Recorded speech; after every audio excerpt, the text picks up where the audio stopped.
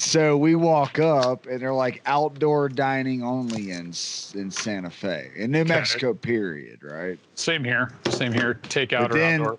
But then you go, because it's wintertime, we go to the outdoor part, and it's actually indoors. Because they've built things around so that they could heat the place. So it's like, oh, okay. We're playing this stupid game.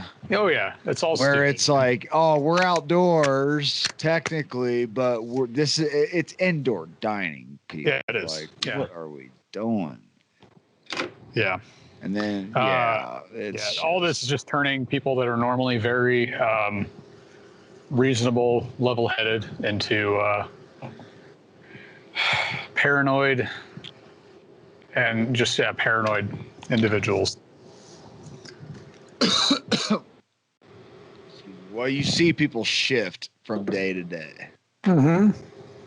Because they'll see something on the news. Like the other day, I went and got firewood from my landlord, and her husband came out to talk to me, no mask on, standing 2 feet away from me. We go back the following day, me and Olga did, with a chainsaw to cut up a bunch of wood, and he's wearing a mask and won't come within like 4 or 5 feet. You know what I mean? He's kind of keeping his distance, but he's got his mask on, and I'm like, oh, what happened to yesterday, man? Like, I know, right? Yeah. Just like, it's so weird. And what's weird to me is this, and it's sad, the same people that will say like, oh, this is stupid, we shouldn't be shutting down, we shouldn't be social distancing, as soon as there's even a possibility that they or somebody they know might have COVID, suddenly it's real. And if you notice that complete shift, like once it hits closer to home, they're like, oh no, I have to be paranoid now, and I can't come close to people. And it's like, but just like literally, like you're kind of like what you're saying, like yesterday you were just telling me how stupid all of it is. Like, what is your stance? What do you actually believe about this? Because you can't just keep like flip-flopping. Either it's a big deal or it's not. Like either you should social distance or you shouldn't. Like you can't just constantly jump back and forth. Like, I don't know, man. That's my thing, is like people say you should wear your mask and do all this stuff. And I'm like, all right, that's fine.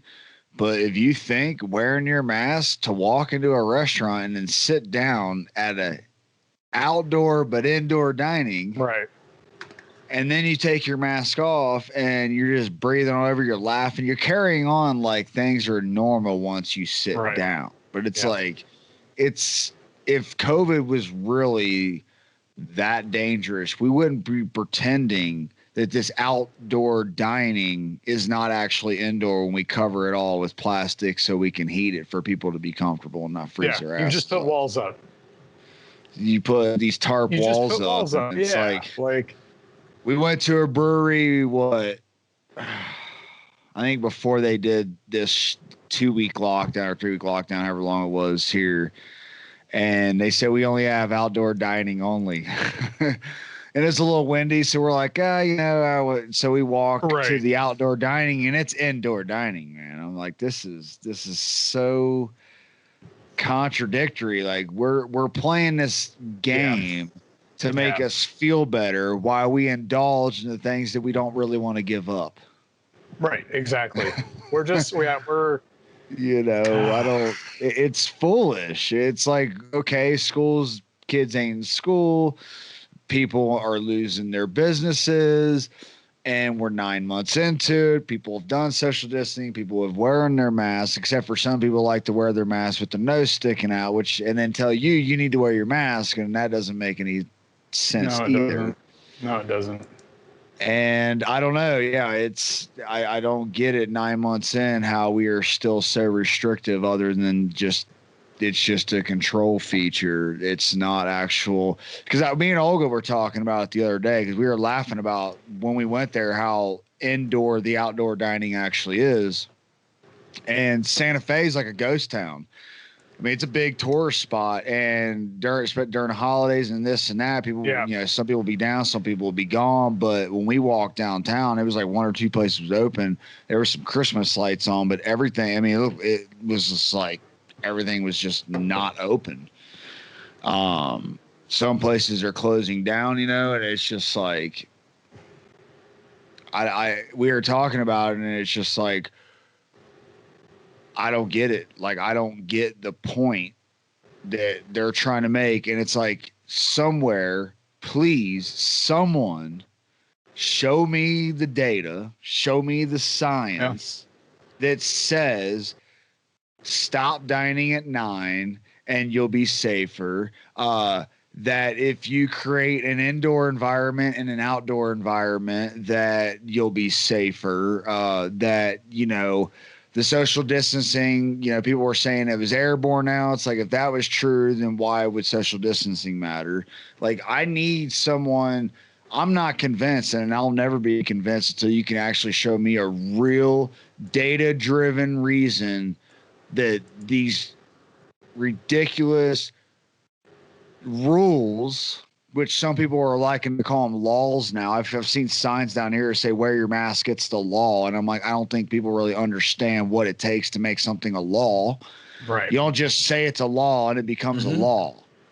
And, you know, like, I see signs like that, like wear your mask, it's the law. And I'm like, no, it's not the law. No, You're full of shit. It's a recommendation. Yeah. And that's all it should be, is a recommendation. Hey, the virus is dangerous. You want to go to work, you're at risk. Wear your mask while you're out in public. I don't care about wearing a mask. Like, that, to me, I'm like so used to it now, but I don't want to be doing it for the wrong reasons. You know, I want to be doing it. I do it because I want people to feel safe when they're around me. And I don't want to be the asshole in the room. Well, what amazes me is that had you gone back a year and a half, and told people that healthy people that have no symptoms are wearing masks, they would have looked at you like you're crazy.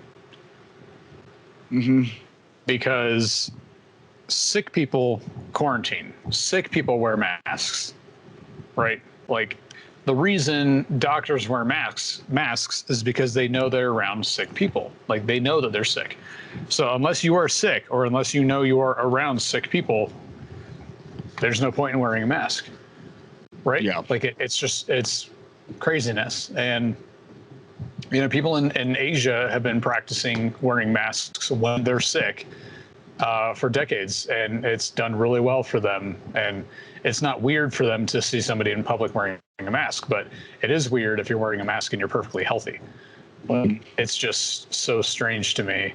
And because now we live in this world of paranoia, like complete paranoia, and it's starting to wear me out. Like, we just live in complete paranoia. Like, you can't, the establishment, you know, the people in charge, who are only in charge because we let them be in charge, are pitting us against each other and telling us, you cannot trust your fellow man, but you can trust us, right? Like, trust the authorities, don't trust each other. And that's how you divide and conquer, right? Because, am I making any sense? Like, yeah, I'm just listening to you. I'm just following along. Don't trust each other, trust us. And then it's just classic divide and conquer, basically. Create all these problems, create all this tension, and then lift up this very specific small group of people, this oligarchy, as the only people who can save you, right? We're the only ones who can save you with this vaccine. Let's ignore the fact that the CDC and WHO has not established teams to look into existing treatments, like existing medicine as possible treatment. Other groups of doctors and scientists have had to do that, but the CDC and WHO haven't even tried to do that. Yeah, it's crazy to me. I was talking to Aunt Debbie the other morning about how they're not pushing the fact that you should be taking certain vitamin regimens and eating healthy. They're only telling you to stay inside and be obedient. Yeah, exactly. Stay inside, be obedient, wear your muzzle, don't ask questions, and don't spread anything that's against the narrative, right? Don't say anything, because if you say anything that's contradictory to the narrative that a very small group of people are proposing, then you're just spreading lies. apparently. Monster. Because yeah, exactly. You're a monster, you're an idiot, and you're a conspiracy theorist. Yep. And now people are trivializing people. It's such a trivializing phrase. Like, anyway. It's just, I'm just tired of it all. And, I am too. And yeah, me and Olga, I talk about it a lot more than she does. She kind of just, I'm way more outspoken about certain things and more opinionated, I guess, than she is. But I mean, we're both tired of it. I mean, the whole online schooling for her is getting tough. It's like the kids, they're not learning at the same rate. I mean, it's obvious. No, they're not. They're hurting. Screwing around. And I didn't even want to do Zoom calls with my therapist because I'm like, we did it one time and it just wasn't. And it's like, I'm a grown man and I know what I need to do. And even though it's something that I got something out of it, it wasn't as productive as I needed it to be. Right. So after one, I was like, it's just not for me right now. I can't do the whole Zoom thing, looking at a camera, trying to act like when I'm trying to learn something and do something productive, like I can do it, like we're doing this, but it's like, we're not learning, like we're not here. We're here to have fun and do our podcast and talk about different things. And we're going to learn things along the way that we didn't know, just looking things up, but we're not trying to develop as a kid through a monitor. Like, I think that's the real difficult thing is like, they're supposed to be going to school and being with their friends and everybody's locked. I mean, New Mexico here has been locked down. In my opinion, they've been one of the worst states. Oh yeah. I mean, they've been so I mean, I don't get it. And, I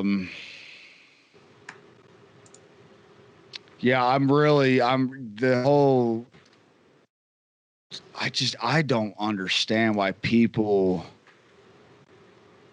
don't see all the bullshit and call it out. They just want to be like, yeah. If you go against it, then you're obviously far right and you're whatever they want to label you as. And it's like, nah, man, I'm just not buying the bullshit. You with a label. I agree. I'm sorry. Like, show me the data, show me the hysteria in numbers. And I'm like, for one, who they post in these numbers, the media sites and all that, like, oh, we're up to 300,000 deaths now. And also we've had this super spike in cases going into the election time. And I'm like, it just seems like the perfect storm for people to just conform and be like, whoa, but they're not looking at it like the timing and the fact that they're wanting to do the relief bill right as soon as they figure Biden's the president now we can do it. And it's like, and I'm not blaming it all on Democrats. Republicans are they're all doing. Oh my goodness. It's all collusion. Yeah, it's like collusion right now. It's crazy that you're hearing the same things from the left and the right. It's insane. Like, and they're fighting against each other. But they're all saying the same. Yeah, but they're all saying the same thing. Here, let's start the show real fast. Oh, I figured we already started it. Oh, I can splice it in later. We can say something and then we can just add it to the beginning or something. Yeah, it's absolutely. Just like So I feel like we're flowing real good right now. We are, yeah. Welcome to this episode of Samemomdifferentdads, episode 6, I think, is what it is. And we're going strong. Had to miss last week, unfortunately, between work and family and just everything. It's sometimes it just doesn't happen, but it's happening right now, and I'm happy to be doing it. So. We've been talking about, obviously, COVID and everything, but Joe, a while ago, you said, and a lot of people have said it, that as soon as the election's over, suddenly we're going to have the vaccine. And suddenly it's going to be like, everything's getting better.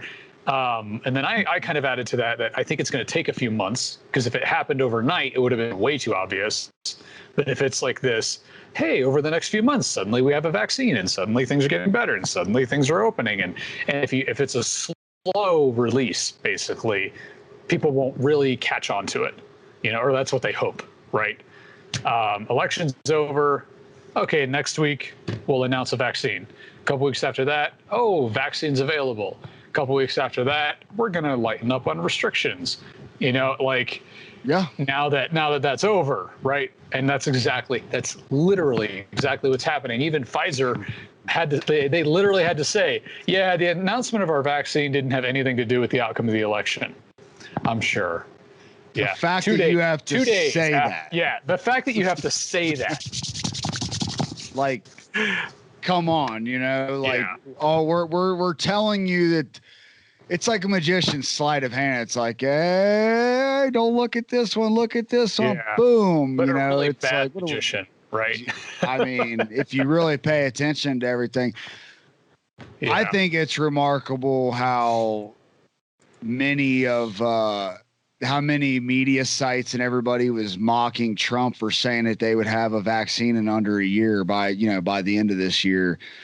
It's impossible, because I watched a video where it showed like the little compilation of like people saying it wouldn't happen, and now it's happening by the end of the year. Yep. People have actually already have been administered the vaccine. Yeah. So, which there's been some weird stuff coming out about with stuff like that, like Pelosi and them getting the vaccine on camera, but I've seen some posts, and I don't know how legit these posts are, and how I didn't do any research on the people that put the post up, but they're supposedly like nurses. And they're saying that the amount that they saw in the syringe that was administered to Nancy Pelosi in the picture is not the amount that Pfizer and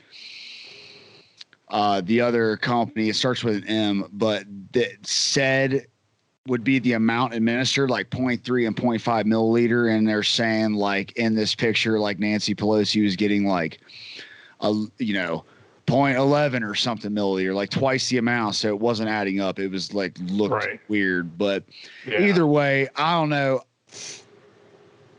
I don't take the flu vaccine, so I'm not taking this one personally. But if I really felt there was a need to take it, like this was something like as devastating as like malaria or something, then I would definitely take it. But I just don't feel that it's that dangerous. Yeah. If it was something serious, okay. Yeah. If it were something as serious as, the plague or malaria, what else? I mean, there are 100 other like awful viruses and diseases out there. I mean, smallpox, dude, was wiped out. Whoever gets that anymore. That was eradicated by vaccines. Right. Some vaccines are great. I just like the flu vaccine. I stopped taking it because the last time I took it was probably, I think it was like 2007, 2008, right around that time frame. And my company was paying for flu vaccines. Like, go down and get it. And I was really just trying to get out of work for a little bit, to be quite honest. So I get down and get the flu vaccine, and I was so sick for like 2 weeks, and it ended up coming out they had a bunch of bad batches of the flu vaccine. So I was like, oh, never again. And I just eat right and all that, and don't put a bunch of junk in my body, even though I do put some junk in there. But I haven't had the flu since. I haven't had the flu since. They'll never tell you that you can actually build up a resistance to illness by how you eat and by how you live. They won't tell you that. They don't want to tell you that, because that makes you less dependent on them. And we forget sometimes that these are businesses. Okay. Big pharma. Even the WHO, CDC, ultimately, they have to get their money from somewhere. And primarily, they get their money from suffering, right? Like they get their money from fear. They get their money. And, I'm pretty sure the WHO and the CDC, they're nonprofits, they're not for-profit organizations, but they do like money, okay, and they do like support, and they do like being in business, essentially. And so they'll never tell you, like doctors in the United States, like they'll give you a pill before they actually recommend any sort of like serious lifestyle or dietary changes. Oh yeah, it's Yeah. all those commercials. Take whatever this is and ask your doctor. Just take a pill. Ask your doctor. Yeah, it's like, how about the doctor sees you without any bias towards anything, and you tell the doctor your symptoms and don't ask about the medication and see where it goes. It's like, yeah. I really don't understand how they're not talking about the benefits of being healthier through these times, when a lot of the people that are being affected by the COVID are overweight and do have underlying health problems, which a lot of people's health problems are prevented by proper diet and exercise. Yep. I don't care what anybody wants. Ask a proper doctor. Like, they'll tell you. Anybody does anything about nutrition or anything, they'll tell you. Like, most of the ailments people have, especially in this country, you can prevent it with proper diet and exercise. Absolutely. I mean, a lot of people that become diabetic is because they're overweight. Right. And yeah. They should be talking about that more instead of going, oh, we got a spike in deaths, we got a spike in this. It's like, man. Well, and like we've said before, if they broadcast and presented the numbers of car accident deaths or drug-related deaths or any other category of mortality, as much as they are presenting COVID deaths, one, we'd see the numbers are higher in other categories, and two, people would be just as freaked out. People wouldn't want to drive anymore. Oh my goodness. They wouldn't want to drive. They wouldn't want to, or even, okay, let's not even just say like car accident deaths, just car accidents, right? Because that's what a COVID number is, right? Like, COVID cases are spiking. This many people have COVID. Mm-hmm. If you talked about car accidents, even fender benders, like any sort of collision, in the same way that they're talking about COVID, the numbers would be like off the charts, right? Oh yeah. Because it's the same principle, right? This number of people have COVID. This number of people got in any kind of accident, and then you'd see. Anyway, it would cause just as much of a panic, and if that was all the news talked about, and if it was every day, constantly in your face. Like, I can't open YouTube, I can't open my phone, I can't go anywhere or do anything without these numbers and these people blowing hot air, like, just wonder, it's ridiculous. I don't watch like local news channels. I watch independent journalists on YouTube and stuff like that, but I haven't watched like local news channel in a while. But I know, like, when you drive down the highway in a lot of big cities, like Denver's one of them. When I would live there, you drive down the highway and you see the number of the total number of traffic deaths this year. Right. And as you go throughout the year, the number goes higher and higher, and you see that on the highway. But does the local news stations like Fox 4 in Denver, whatever it is, do they report that number? No, they don't. They never do. And that's crazy, right? Like, it is. Also, I was reading something online that Colorado's drivers have actually been rated some of the worst in the country, if not the worst in the country. Dude, I don't doubt that a bit, because I used to say that when I lived there. Like, man, some of the worst drivers I've ever seen are in Denver. Like, it blows my mind. Yeah, it's terrible. It's terrible. Like, I hate driving. I hate driving.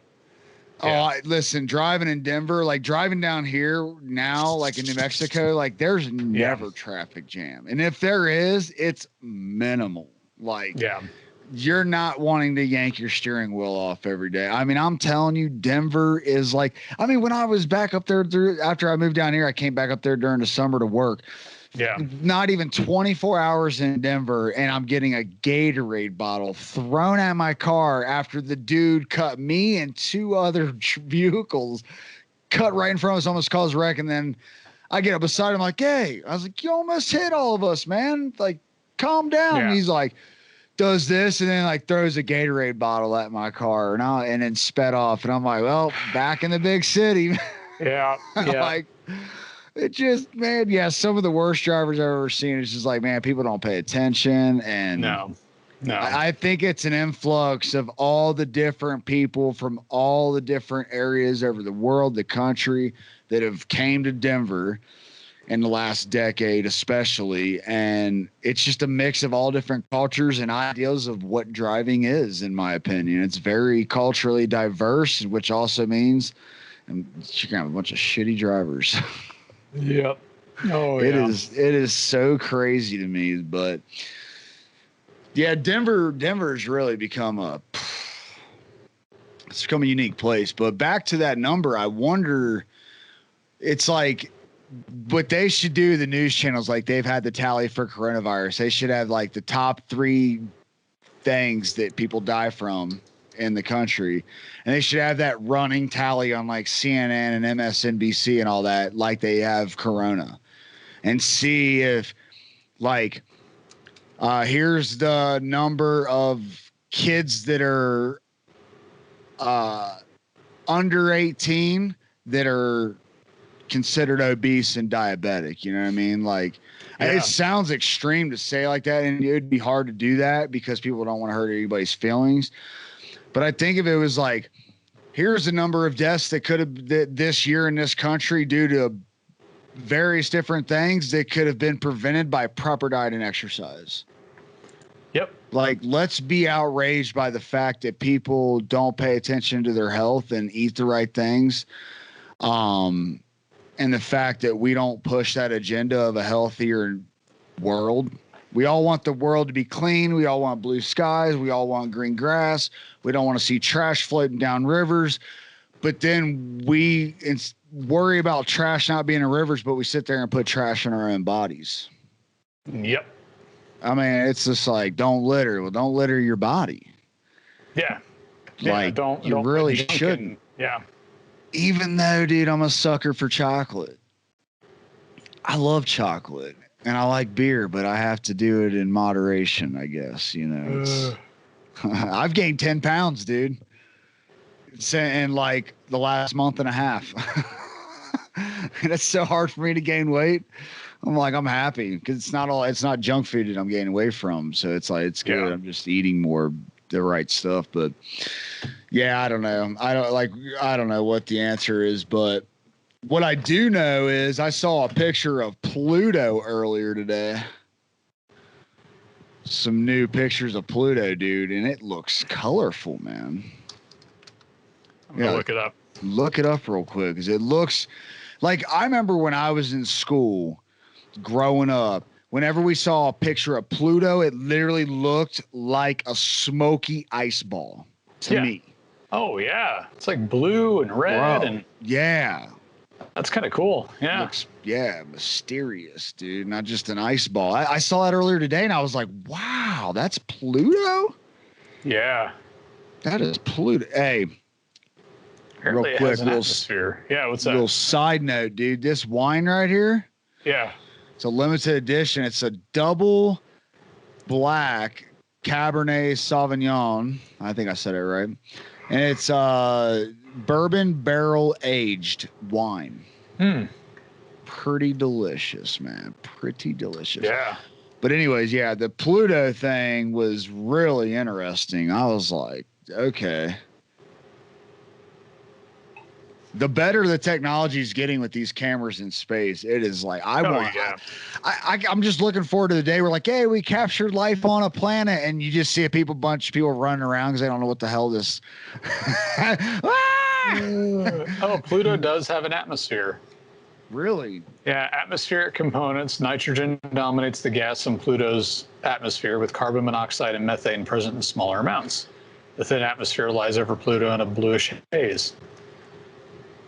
Okay. Yeah. Didn't they say a while back that Pluto's not a planet? It's actually a moon.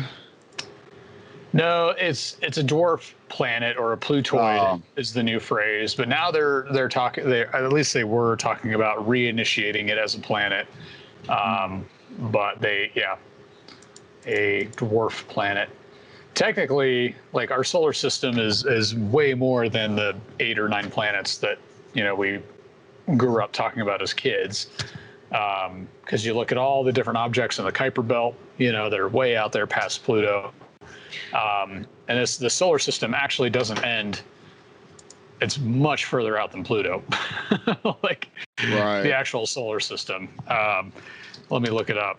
It's wild, man, that huge. The center of our galaxy is what, like 100,000 light years away or something like that. It's really far, but the center of our galaxy is they say it's a black hole. Supermassive black hole. That is like 4 million times the size of our sun or something like that. I'm probably screwing that up, but you know.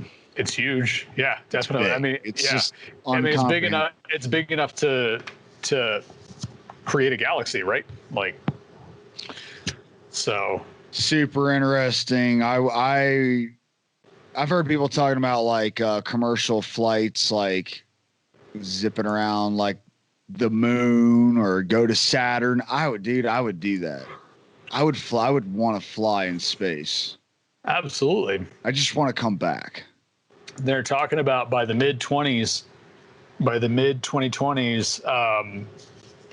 like commercial space flights will be about $200,000 per person, which is not that bad when you think about what is going into that, right? Like what you're putting into that, because you have to justify the equipment, the fuel, the launch, the landing. Like you're sending people into space for $200,000. Well, how far in the space are we just going? Because it's near Earth orbit, and it's like for like 10 maybe 10 minutes. Exactly. You know what I mean? I'm like, no, I want to go to the moon. I want to fly. Like, let's circle around the moon. Let's see. Let's take a picture of the dark side of the moon. You know, while we play Pink Floyd. Absolutely. But man, what a view. I've seen like documentaries where they show you pictures from like the space station looking down at the Earth, and I'm like, man, at nighttime especially, you see all the lights, and it's just like, that is amazing to me. Oh yeah. When you see a big dust storm in the desert, you could see it from the space station in outer space. Yeah, like it's insanity. Like I would. Okay. So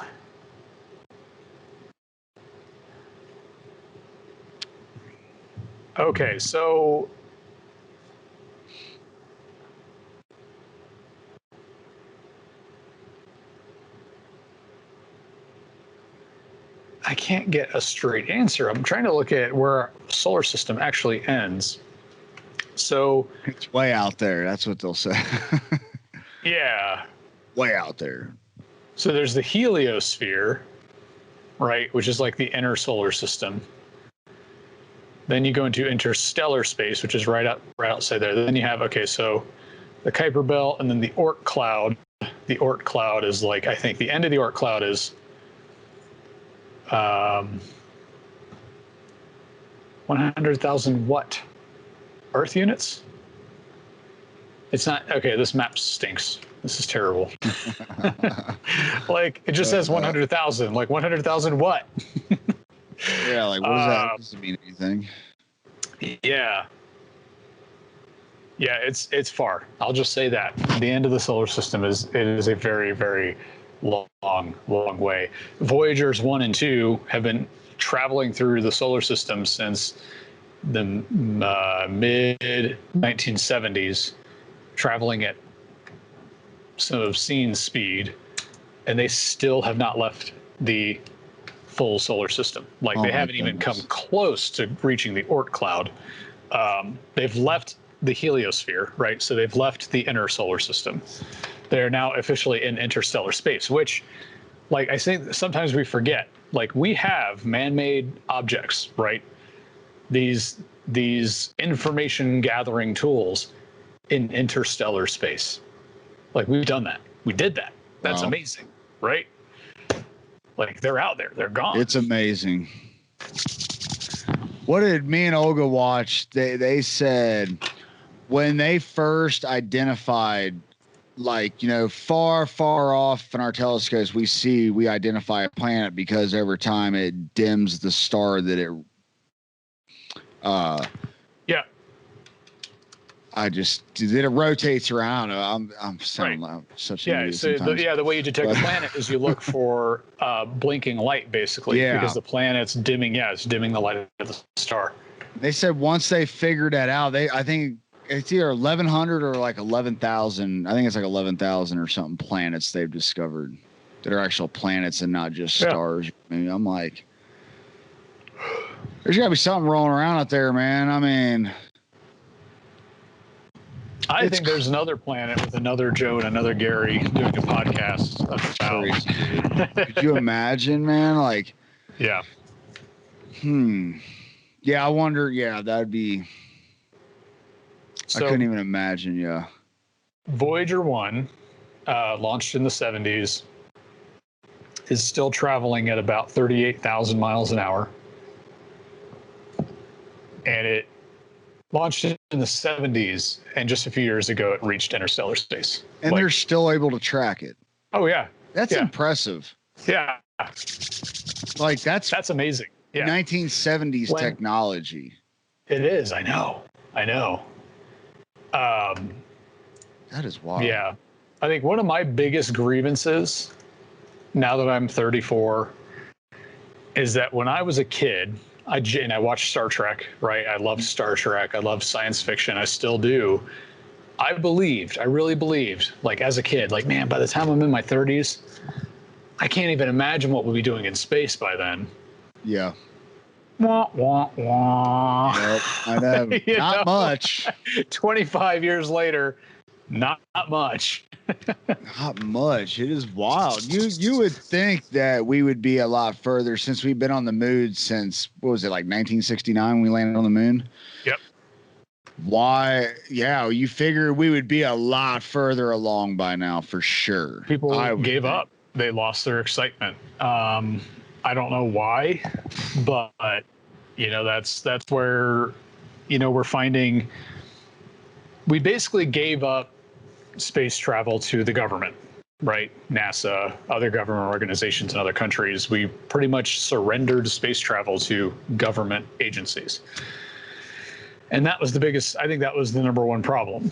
You didn't have private enterprise, and you didn't have the private sector really exploring space and like pushing to go to space, because we just leaned into the government for all that. And that was the issue. Like, the reason we moved so slowly was because government is just a bunch of red tape, right? Everything moves at a snail's pace. Nothing happens unless the government gives you money. And that's where, SpaceX and Elon Musk fixed the problem. They looked at it and said, why not us?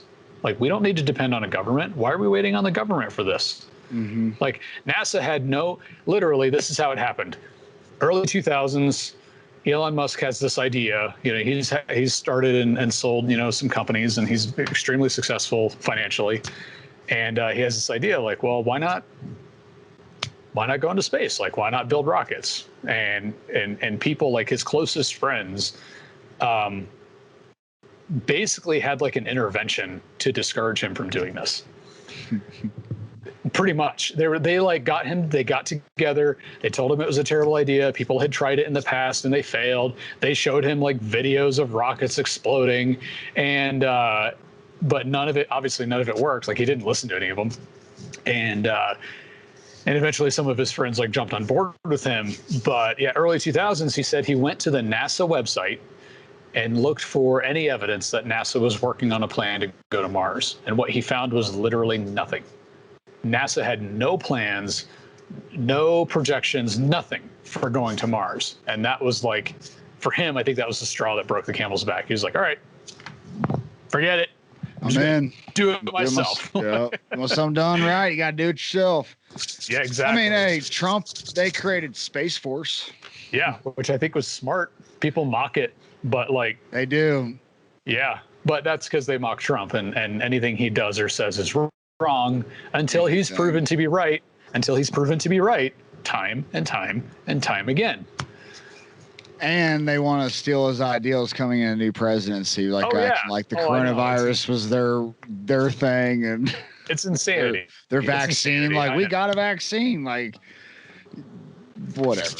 Like, shut up. Yeah, I really wish we were further along in space, because I am just, I'm sure like so many people, I'm dying to like, I want to know for sure if there's aliens. I want to know for sure if there's actual, like, not like microbial life. Like, I'm talking real legit, like a real animal life, like even just like a rabbit, something like that size, like somewhere on another planet.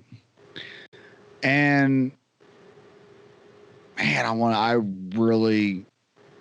it's like, how long till we can travel to another planet? Like legit travel, not the moon, but another, like, can we circle around Saturn and go on a nice little voyage? Or so I stumbled on this video, this I don't know what kind of scientist she was. I think a theoretical physicist. And she basically pointed out how, in order to make warp drive work, like, we know how to make warp drive work. That is the mind-boggling thing. Scientists, and I think even scientists specifically in NASA, have actually figured out this is how you make a warp drive. Okay, this is how you travel interstellar space. The thing they can't figure out is how to make enough antimatter to make it work, right? Like, it's like building an engine, like a car, and saying, like, we know how to make a car, we just don't know how to make gasoline. yeah. You know, they figured it out, and that's amazing. But she said, actually, the biggest hurdle is not necessarily how much antimatter you can produce and keep producing, because you got to go out into space, you got to use it all. But the biggest hurdle is the shape of the thing that you're trying to send through this space-time bubble, right? And she basically came to the conclusion that the best shape to send through this space-time bubble is, can you guess the shape? Saucer. Yes. Isn't that convenient? I mean, you know, it's, I don't know. You know, there's been I haven't really read into it or anything, but I've seen a lot of videos and stuff being posted about the government talking about UFOs a little bit more. They just came out. Footage released. Didn't they just, I think you were talking to me, or maybe somebody else was talking to me, that they just confirmed and they admitted there are UFOs. Yeah. But they call them the unidentified aerial phenomenon, I think is what they call it. Yes. You know, they got to call it something different. They can't say aliens, right? They can't say extraterrestrials. All they confirmed was, yes, there are UFOs. Yes, we've seen things that we can't explain. And that's all they can say. I think they know a lot more. Oh. And what did I say? I think it was 2012, 2013. I said within the next 12 years, we're going to know whether or not alien life exists. We're getting close to that time. I don't know if you remember that conversation at all, but they're going to ease us into it, right? It's going to be, yes, UFOs exist. Okay, we may have contacted aliens. We're not saying we did. We can't confirm or deny anything, but we may have. And then it's going to come out that, yes, we have received a signal or something. And like, it's going to be it's like coronavirus, right? It's going to be this slow dose, you know, just to gauge public response, get people used to it. And then eventually, I think in 30 or 40 years, we're just going to know. It's going to be common knowledge that aliens exist. Whether or not we're actually in contact with them, right? That's another thing. That's a whole different issue. But I think the average person is going to live with the reality that, yes, aliens exist. They're going to reveal that they captured one. People are going to protest in the street. Alien lives matter too. You know, what are you doing to them? Yeah. Just because they're green doesn't mean they're mean. I don't know. Yeah. No, you're right. Yeah, you're right. I think I remember you saying something about that when I first. I think it was when I first moved out here. Yeah. We went down the rabbit hole because we were talking about Dan Aykroyd, how he is huge into aliens and ghosts. And apparently I didn't realize that he wrote Ghostbusters, and he pulled a lot of his inspiration from his family. I was just getting ready to say that because we watched the movies that made us. We watched all the episodes, and I was like amazed by. I was like, he wrote that. Like I never knew that. And the cast that they had wasn't the original cast. He was only 3 Ghostbusters originally. Yeah, and it was like him, Eddie Murphy, and I forget who else. John Belushi. John Belushi, that's right, because from working with him with Blues Brothers. But he was on Joe Rogan's podcast, and he is all in with the alien and ghost stuff for sure. 100%. Yeah, I've watched some kind of unsettling interviews with him, and not unsettling because he's unsettling, but because he takes it very seriously. This is not a joke for him, right? Yeah. Like it's not ghost stories around the campfire type stuff with him. He's into it. Yeah, me and Olga want to see it. We talk about all the time. Like she might be not worse, like in a bad way, but like more because we'll be outside and she'll be like, baby, look, what is that? What is that? What is that? I'm like, that's a plane. That's a plane. I think that's a plane still. Like, I want to see one too. We'll start laughing. I've seen a couple. So one night I was out in Broomfield, and I used to take a lot of night walks, and I don't really do that anymore. But I was out in the middle of this field, and I saw way off in the distance near Boulder, I saw this orange light, just a very steady, small orange light on the horizon. Actually, not even on the horizon. It was like on this side of the mountains. Just kind of go straight up into the air, very steadily, no noise, no smoke trail, nothing. Just this orange light, just go up, and then just disappeared. It just turned off. It wasn't a firework, because you've seen it all your life, right? You know if it's a firework, you know if it's an airplane, you know if it's. And this had none of the markings of being any of those things. And then I saw it again. It was back when we lived on Cherry Lane. It was right around the time my son was born. And I was in the bathroom going pee right next to the window. And I look out, like I'm doing my business. And I look out, I'm like, I was like, there it is. And it was this orange light just moving across the sky. Wow. Steady. No blinking, no smoke, nothing. Just this orange light. And then I was like, okay, I need my glasses. I need to know that I know what I'm looking at, right? I need to be. So I shook it off and went and got my glasses, came back, nothing in the sky, right? Not a thing. And it's a big sky. There's no way it traveled that far in that amount of time. If it was a plane or anything conventional that we know of to be true, nothing that we know of travels out of sight that fast. Because a plane goes 400 miles an hour, 500 miles an hour in the sky. But when you're looking so far away in the sky, it's not going to get out of your viewpoint within a couple seconds. No. Right. In the time that it took me just to grab my glasses. Yeah. Damn. I was that typical guy, had I had a video camera, it probably would have been blurry too. So yeah, I know nowadays with all the 4K cameras and everything that we got, everybody still gets blurry videos of UFOs, man. It's always on cell phone camera, like cell phone footage. And it's like, even cell phone footage is still really high resolution now. So what are you doing? Now, that's somebody who is the rebel and they're not going to go to the touch screen with Facebook on it. They still got their flip phone. They're the only ones. And they're the crazy people. Only the crazy people, man. The only crazy people with flip phones nowadays. Yeah. They're the only ones. Yeah. I want to see one so bad. I look up in the sky when I'm driving. I'm like, man, I just want to see something swoop down in front of me. I will never forget when I was a teenager. I was hanging outside around a campfire with a few of my buddies, and he lived in a neighborhood. They had a nice little big yard area, a little fire pit, and we're out there at a campfire. And have you ever heard, I don't know what type of owl it is. I'm pretty sure it's an owl, but they screech loud, dude. Have you ever heard that? Mm-mm. Dude, it was 1:00 in the morning, And we heard this thing. It sounded like it came from right in the tree that was right next to us, like right above our heads. And this thing screeched so loud that it scared the shit out of us. Like we're looking at each other like, what the hell was that? Like we're thinking this is like some kind of monster, dude. And it was just, I'm pretty sure it's an owl, a type of owl that just, it screeches so loud. I mean, if it's close enough to you, it's startling.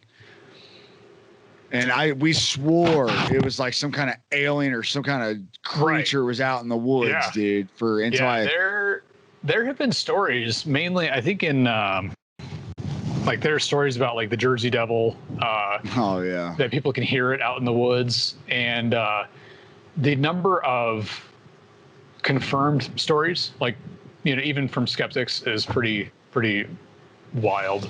I'm a firm believer that there's more on our planet than we are aware of, and that there's a lot more going on around us and near us than we perceive, right? Just because we can't see it in daylight, or just because we don't see it with our own two eyes and hear it with our own two ears, doesn't mean it's not there, or doesn't mean that it's not happening.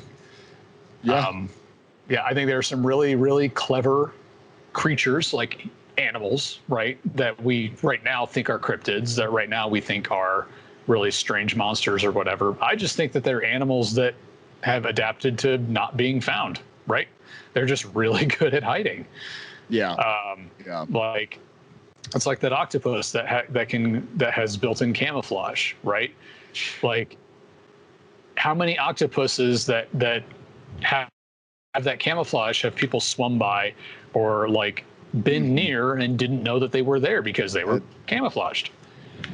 Had no clue. Like, it's like when you look through certain lenses, or I'm going to mess this up, but like you can't see a certain spectrum of light. Right.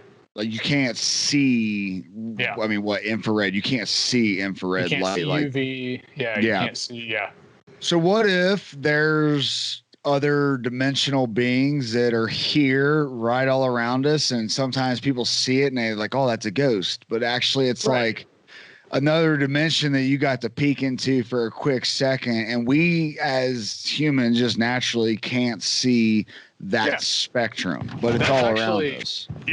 Oh, sorry, I just touched my mic. That's actually one of my favorite theories right there. What you just mentioned was that there's this whole world living in parallel with ours, sharing the same space, just not the same dimension, right? They're just out of phase enough that we don't interact with each other physically, but we sometimes, under the right conditions, kind of leak into each other's worlds, right? And I think, and I'm pretty sure that's actually backed by some theoretical physics, string theory and parallel universes and everything. Like, what if when something moves by itself, right, in our world, in that parallel world right next to us, someone in that world moved it, right?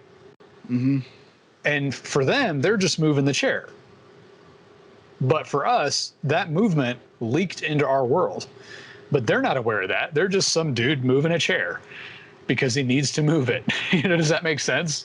Yeah. And so what if we're also, like when we're doing things, what if our movements and our motions and our actions are actually leaking into another world, and somebody thinks like, oh, there's a ghost in here, but it's really just Joe like popping open a beer or something.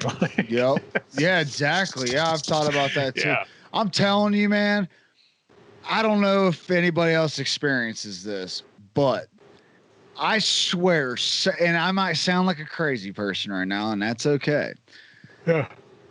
I'll be like, say I'm in the living room, I was sitting on the couch, and I want to turn the TV on. This is happening to me. I'm looking for the remote, and I'm looking around, and I'm like, where's the remote? And then all of a sudden I look back, and the very first place that I looked, where I didn't see it, that's where it's at.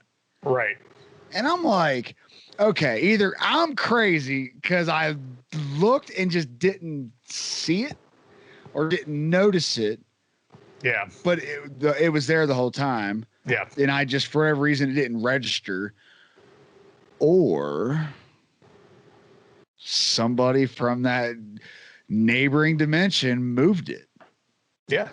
Right? Right. Yeah, exactly. Sounds crazy, but who knows? I'm like, sometimes I'm like, I swear it wasn't there. And now it's there. Like, yeah. And I think that our brains register. Yeah. Yeah. I think we're more sensitive to things that we can't see or hear than we realize we are. It's like radio waves, they have to be interacting with our brain chemistry on some level. They just have to be. Because it's like when you're thinking of a song and then you turn on the radio and it's playing. Right? Yeah, right. Yeah. And I don't think that's a coincidence. I think our brains are receiving something, right? They're receiving something that we can't really quantify, right? Or like, hey, I was just thinking of you. Are you okay? Hey, it's wild that you would call me because such and such just happened, right? I think there's more information in the energy that runs through the world than we are aware of. Like they say that there's an information, just a web of information that the Akashic files. Yeah. Like like Nikola Tesla, he said he would just have these dreams and these things would just come to him in these dreams. And a lot of really, like Albert Einstein, I think also said that. Like sometimes he doesn't know where it comes from, but he's getting something from a higher intelligence. And like sometimes these things that he comes up with are not just his own thoughts. Pop in your head. Yeah, they're just there. Yeah, I mean, it's just a file system to pull from. Yeah, and I think some people might access it unknowingly. Yeah, I think some people might actually understand how to access it, but don't understand what they're receiving from it. You know, so I think there's several different ways to look at it, but I think that there's got to be something to that, because when you have an invention that nobody's ever thought of, that is unrelated to anything else that's in the world. I mean, a light bulb. When it was invented, I mean, you had candles, which you could say, well, the ideal is from light, from a candle. How do we harness that in a way that it doesn't burn out too quick? Right. But I mean, the ideal of everybody having electricity and a light bulb, or like the ideal of the phone, like talking to somebody who isn't there, but they're there. Have you ever heard the first phone call? They recorded it. Really? Yes. Look it up. I've never heard that. I'll have to look that up, because look it up right now. No, seriously, look it up right now. The first phone call ever recorded. It's a little creepy. Here, let's see. Not because the actual like conversation was creepy, just because you're listening to history. You know, you're listening to the first phone call ever made. And that's the thing, is like when you come up with an ideal, an idea, an invention of that, like something like that. I mean, where does that come from? How are you inspired by? What was you inspired by to come up with something that is totally new to humankind? Yeah. I mean, like gunpowder, like when I'm pretty sure the Chinese are the ones that discovered it and came up with gunpowder. Yeah. I mean, like that invention, the first time they saw something explode. Right. What is that chemical reaction? Yeah. What is happening here? It's crazy to me that some of the things that we've come up with as mankind just comes from they just pull it out of the ether. Like it just comes from wherever. And I'm like, there's got to be something that I think the human mind can access that none of us understand. And who knows, maybe our early ancestors did. I mean, man, the pyramid, I go back to it every time. The pyramids is one of the most amazing things to me ever. Yeah. How they built those and how useful it was and the way they used them, speculation. Well, yeah. And what amazes, speaking of the pyramids, you know, we also as a human race tend to forget things. Like we built the pyramids and then we forgot how to build pyramids.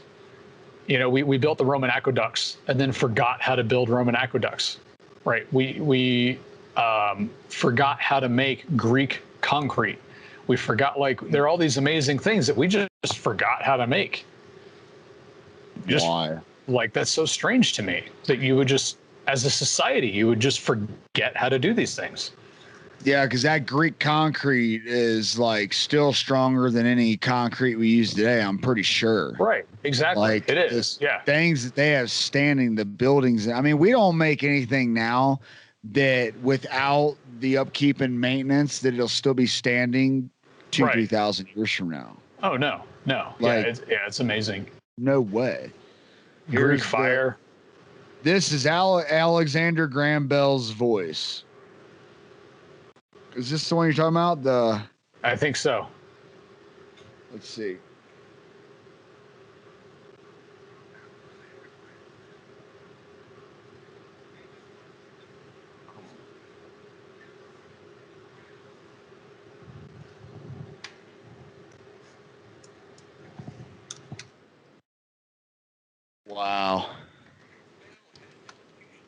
Wow. It sounds like you're talking to a really cheap like walkie-talkie. Right. But when that happened, it's like, yeah, I could hear you. Oh my, like, I mean, you just changed the world. You just revolutionized communication.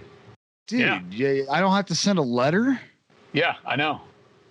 Like, the Pony Express doesn't really need to exist anymore. Not right away, but when that comes out and it's official that we could make this happen. I could talk to you and you're in another state. Yeah. And now we can send instant messages across the world. It's and video chat. Like, I can look at you and talk to you. I think about that all the time. I do. Yeah. Like, it is so weird that I can be driving down the road in my car and something floats through the air, comes down through an antenna and gives me music or a voice that I can talk to. Right. It's or pretty a wild. video. Like, yeah, it's just particles in the air. Yeah. I don't know. It's amazing. It's amazing. It's the most amazing thing. It's just mind blowing how that happens. Yeah, I agree. And like I said, when I was a kid, I had all these grand ideas for the future, like interplanetary space travel or whatnot. But there are a lot of things that have happened that were fantasy or science fiction at the time, like personal two-way video communication, digital assistants that you can just talk to and just tell them what to do. There are a lot of things that when we were kids, were just science fiction that are now a part of our everyday lives. Mm-hmm. The things that I wished as a kid that I could do and that I now just do every day, and it's not a big deal. Like the smartwatches, you can literally talk to someone through your watch, which was like spy stuff in James Bond in their early days. Exactly. You really couldn't do that, but somebody was thinking about, would that be cool if you could? And then it becomes a real thing. But like, other than a few select people, when the phone call was invented, there wasn't a bunch of people or a bunch of inspiring things to pull from to want to be able to talk to someone who's not there. And I mean, really, was there newspapers and people like, oh, it'd be, they're talking about you could talk to somebody who's not there in the future. Like, was there all those speculations? Like in the 70s, they thought in the year 2000 there'd be like flying cars and stuff. You know what I mean? Yeah. Like, was there people back then that were talking about, we think in the future you'll be able to, in the next 20 years, you'll be able to talk to someone who isn't there? Like, was there that kind of speculation and talk that sparked the interest of someone to create a way of communicating with someone who isn't actually there and not through a letter that takes weeks to get? Let's see here. Yes, there are. Really? The most accurate predictions of the future.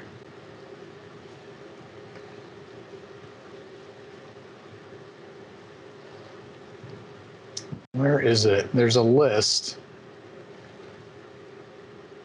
Okay, here we go. Here's one. It's not exactly the one I was thinking of, but like there were science fiction authors even back in the 19th century who were making predictions about the future, and they predicted things like television, the internet. Oh, really? Oh yeah, yeah. They predicted a lot of really wild things. Wow. But where did that come from? Because like those are really smart people, and like people call them geniuses, but it was that like widely speculated on across like the average person. Would there be someone there like, you know what, I really wish I could talk to someone who isn't here, or I wish I could drive a car, or it was like really revolutionary individuals that came up with this stuff, and it's like they're pulling from a net of information. Absolutely. Out that's like I think our brain is a supercomputer already. I mean, we know that much, but we don't know. We know, I'm pretty sure we know that we don't use all of our brain. A lot of it just sits there. Yeah. Oh, it does. Yeah. Here we go. 10. That's a video. I don't want a video. Why are you suggesting me just...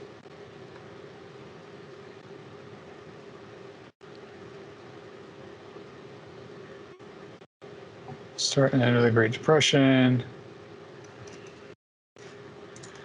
What are you looking for?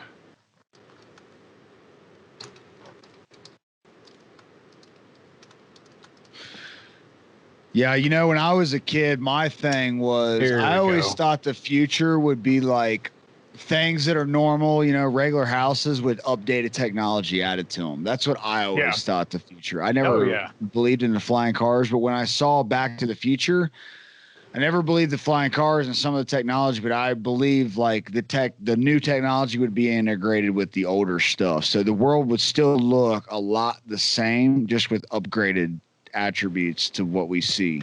Yeah. Oh, yeah. Here we go. In the early part of the 20th century, communication advanced by leaps and bounds, but there were still limitations in how quickly you could get a signal across the globe. Famed sci-fi writer Arthur C. Clarke, writing in the pages of Wireless World magazine, floated a prediction that would reshape the way we talk forever. His letter to the editor, titled Peacetime Uses for V2, posited that the rocket technology used in World War II could be repurposed to place satellites in Earth's orbit. Those satellites could be placed at a height that would keep them locked to the same spot on the surface. Geosynchronous satellites are the keystone of the system, and the Clarke orbit is still used today. A sci-fi writer posited the idea of geosynchronous satellites. Wow. Which is how we have GPS and all that stuff nowadays. Exactly. Number 2, real-time audio translation. Let's learn some cutting-edge technology on this one. April 2014, Microsoft demoed an astonishing technology being developed for Skype that makes audio translations possible in nearly real time. The software is still in its infancy, but the Spanish to English and vice versa version just went live, and more languages are expected soon. Obviously, this is reminiscent of the Babel, Fish, and Douglas Adams' legendary Hitchhiker's Guide to series, a tiny earbud-sized animal that could instantaneously translate. Okay. Earbuds, Ray Bradbury. Okay, these days the iconic white iPod headphones are ubiquitous, but when Ray Bradbury wrote his classic Fahrenheit 451, the idea of listening to music that only you could hear was a flight of fancy. In between torching classics works of literature, the residents of the future placed little seashell-like object into their ears to pipe in a constant flow of audio entertainment. Wow. In 1980. Earbuds. Yeah, so the moon landing, electric cars were predicted. Okay. Brave New World predicted antidepressants. Yeah, that's a big one. H.G. Wells predicted tanks. Video chat. Okay. Where would we be without FaceTime and Skype? Probably not watching quite so many episodes of Catfish. While video telephony was first introduced to the public by AT&T at the 1964 World's Fair. Wow. Sci-fi authors had been speculating on it for half a decade, at least. Okay, the earliest mention of video chatting comes in Hugo Gernsback's novel Ralph 124C41 Plus. That's the name of the book. Wow. Written in 1911. What? The book's plot is corny even by the standards of the day, but the reason it's remembered is that Gernsback crammed every page with futuristic predictions. Some of them are absurd. Everybody roller skates everywhere. I don't know. Wheelies. But others, like the Telefot video conferencing device, has made their way into the real world. Interesting. 1911. You know, when I was a kid, I never thought of video chatting with somebody through a phone. But I do remember that a good buddy of mine had was a watch that was a calculator watch, but it had a little speaker on it. And you would dial a phone number and you would hold it up to the receiver of your, regular household telephone, and it would dial the person that you put in your watch. How did it do that? I don't know, dude, but I remember seeing it work, and because I was like, what in the world is this? And I think Casio made it. Yeah, it was a calculator. The front of it had like a little speaker on it, if I remember correctly, and it had like a watch face on it. But then below it was all like a keyboard, and it was a calculator, but it was also, it would call people through the receiver of the telephone. Yeah, interesting. I'm pretty sure I'm not making this up, because it feels like it's something I'd be making up, like it's not real, but I'm like almost positive that was a real thing. Because my buddy Chad had it. You remember Chad and Andy and them. And I remember watching him do it with the watch. And I was just amazed. Like, how is that happening? Yeah. Yeah. That's pretty wild. I'm going to have to look that up. Yeah. Because I'm like, it was amazing. And I think you could there was something that would talk to you or something. It was weird. It was a really weird back then. I mean, this is like early 90s. So it was really weird. And I remember seeing it like, what is this? I don't know. Weird stuff. Yeah. Oh yeah. I don't remember that. I'll have to look that up. Yeah. I mean, I remember the watches with like the calculators and stuff on it. Like, because people have tried smartwatches and smartphones and tablets and stuff in the past. They just the technology was so it was still in its infancy, right? Like the what's the word I'm looking for? It was still not rudimentary, but yeah, we just weren't ready for those things, right? Here's one from so the famed Siberian American inventor Nikola Tesla predicted personal wireless devices in 1909. And this is him, and I quote, "It will soon be possible to transmit wireless messages all over the world so simply that any individual can operate his own apparatus." Wow. 1909. That is like, I mean, it goes even further.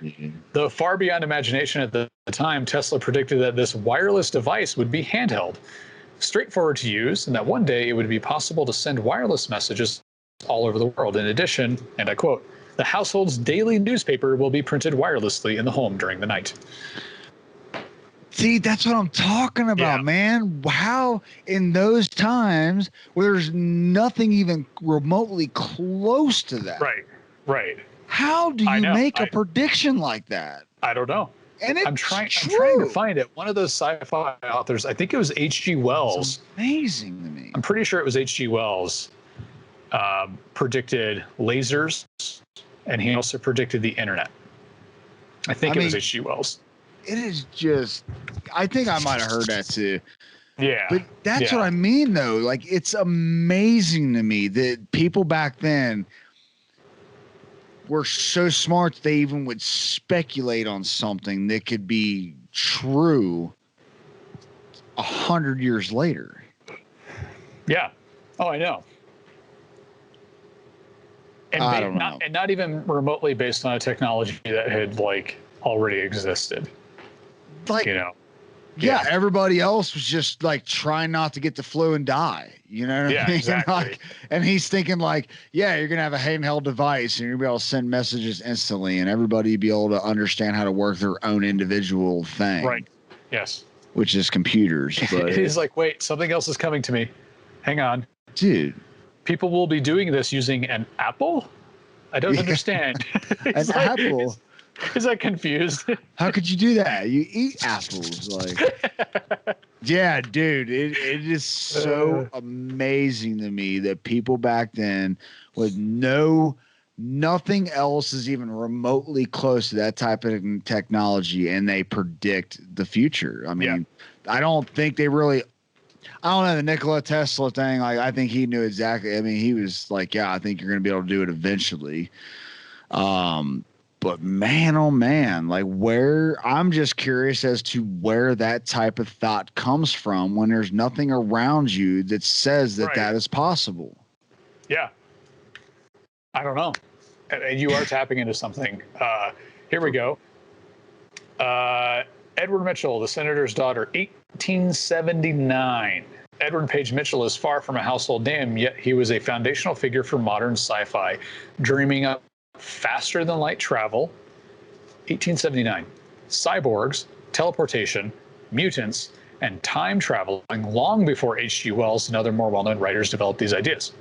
Despite being born in 1852, Mitchell's short stories were amazingly prescient, and The Senator's Daughter features a fascinating machine that parallels social media news feeds. Written in 1879, but set in 1937, The Senator's Daughter imagines the future of world politics as a poignant, star-crossed romance plays out. Our young lovers are divided by politics and race, and Mitchell's social commentary makes this story well worth a read, although the focus is largely sociopolitical, blah, blah, blah. And that's where we find our internet predictions. Here's an excerpt. Okay, this is from the book. Mr. Wanley went to one side of the room, where an endless strip of printed paper about 3 feet wide was slowly issuing from between noiseless rollers and falling in neat folds into a willow basket placed on the floor to receive it. Mr. Wanley bent his head over the broad strip of paper and began to read attentively. Quote, "You take the contemporaneous news, I suppose," said the other.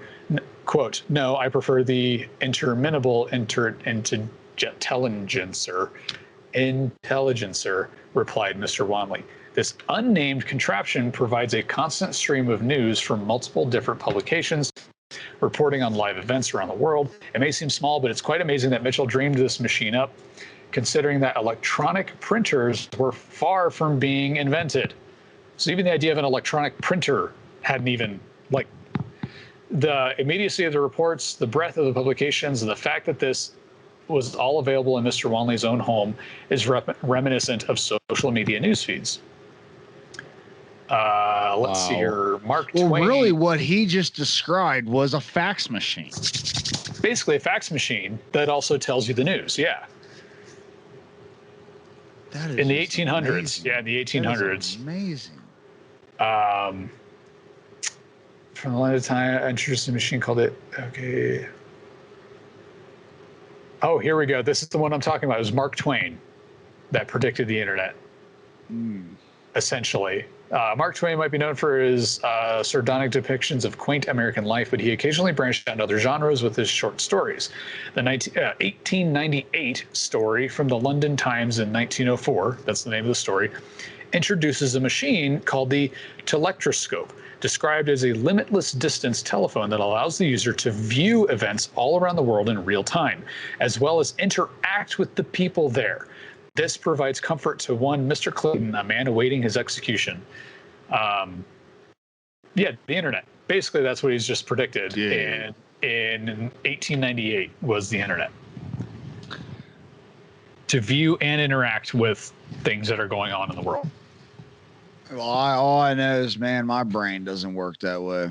That is insane to think that people back then thought of things that we use now today. So in our everyday, like, couldn't imagine life without it.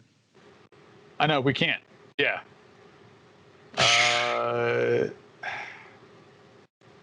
That's Yeah, it's amazing.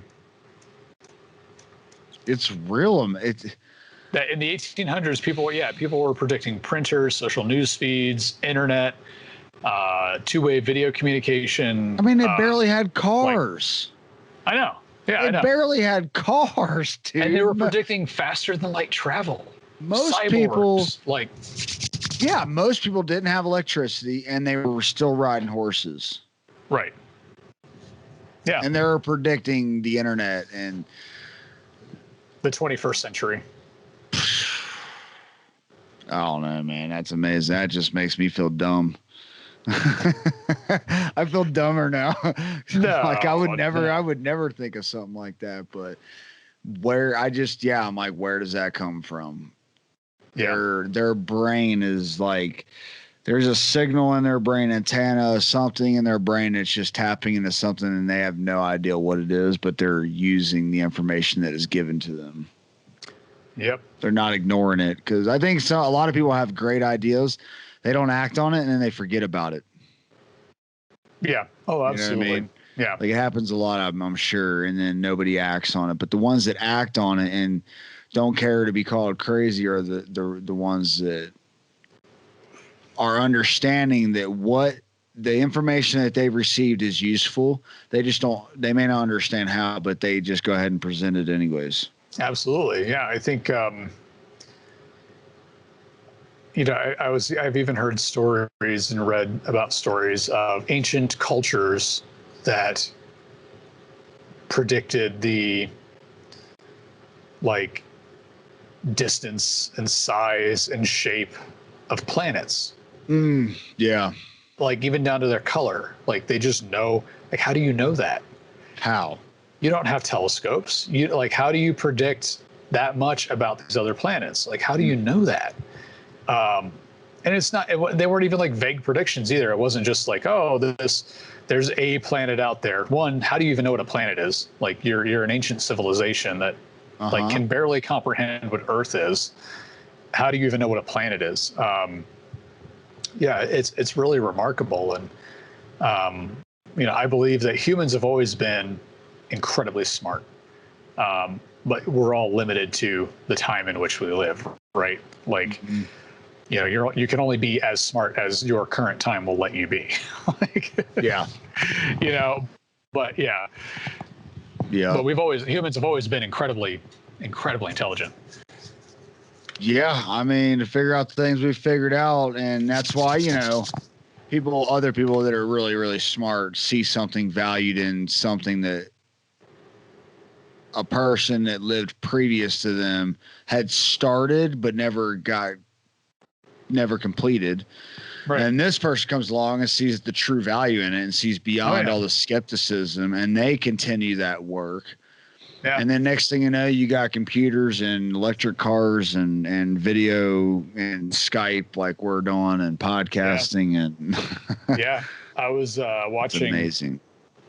This show on Disney Plus called Prop Culture. Mm-hmm. And it's this guy who hunts down props for movies and stuff. And he did one on Tron, the original Tron from 1982. Right. And there's an interview with the writer and director of Tron where he was basically, this is 1982, okay? Computers are still in their infancy.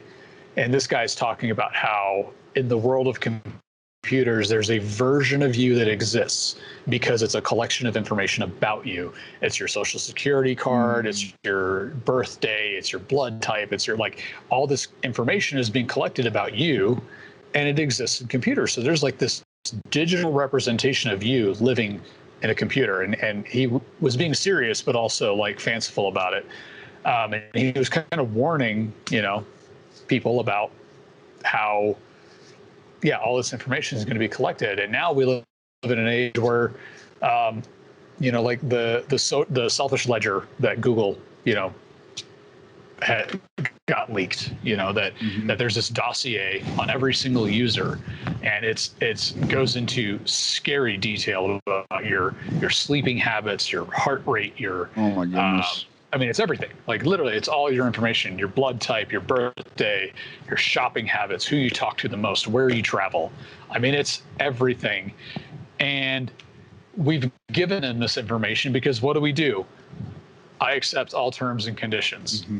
You don't even read them. You're like, just Dude, give they me my make phone. it. Well, they make it Just to give where me- you're like, I can't read it. Yeah. Oh, yeah. You can't read it. Yeah. I mean, even if I did sit there and read all that yeah. lawyer lingo, I'm not going to understand it. No. So I'm going to be like, yeah, sure, I want to use it. And if I don't accept these terms, I can't use it. So you got me. Exactly. That's how they get you. Yeah, they got you. You know, I'm dumb. I'll do it. Yeah. It's the greatest lie. Yeah, I've read and accept all. Uh-huh. Yeah, Sure, right. Just give me my free thing. And some people say I don't lie. I'm yeah, okay. Yeah, you do. Like you just lied. You just lied. Like, what are you talking about? You said you accept the terms and conditions. You didn't read that shit. No, it could have said right anything. there. Yeah, it could have said anything, and you would have just. Yeah. Like. Yeah, it's amazing. You just lied. Oh man. Yeah. Oh man. Well. Anywho, I gotta wrap this up. All right, man.